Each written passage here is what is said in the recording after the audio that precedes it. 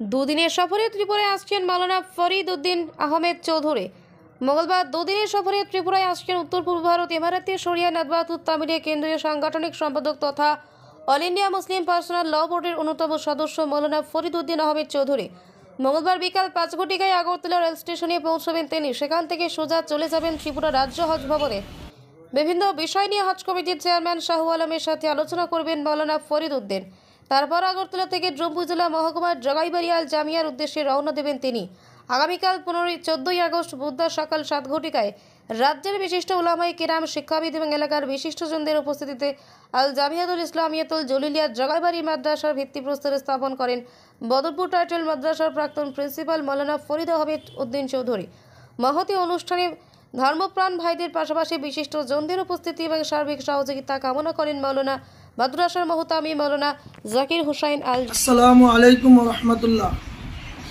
সম্মানিত ত্রিপুরা রাজ্যের ধর্মপ্রাণ ভাই ও বোনেরা, আমরা আল জামিয়াতুল ইসলামিয়াতুল জলিলিয়া জগাইবাড়ি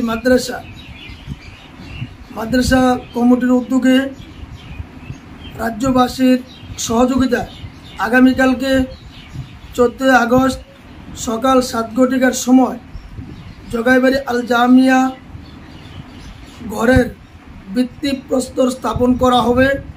এই উপলক্ষে সুদূর আসাম থেকে আসছেন উস্তাজুল উলামা, অল ইন্ডিয়া মুসলিম পার্সোনাল ল বোর্ডের অন্যতম সদস্য, দেওরাইল টাইটেল মাদ্রাসার প্রাক্তন প্রিন্সিপাল, আল জামিয়াতুল আরাবিয়াতুল ইসলামিয়া বদরপুর মাদ্রাসার মহতামিম হজরত মাওলানা ফরিদ উদ্দিন আহমদ চৌধুরী সাহেব। তিনি আজকে বিকাল 4:30টায় আগরতলা এসে পৌঁছবেন। আগামীকাল সকাল 7টায় আমাদের ভিত্তিপ্রস্তর স্থাপন হবে। এ উপলক্ষে আমাদের রাজ্যের বিশিষ্ট উলামায়ে কেরাম, বিভিন্ন মাদ্রাসার মহতামিমগণদের আমরা দাওয়াত দিয়েছি, ওনারা আসবেন।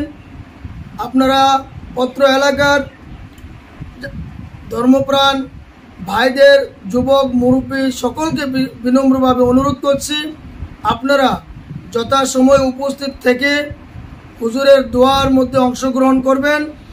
এই মাদ্রাসা কমিটি এবং মাদ্রাসার পক্ষ থেকে সকলকে বিনম্রভাবে অনুরোধ করছি।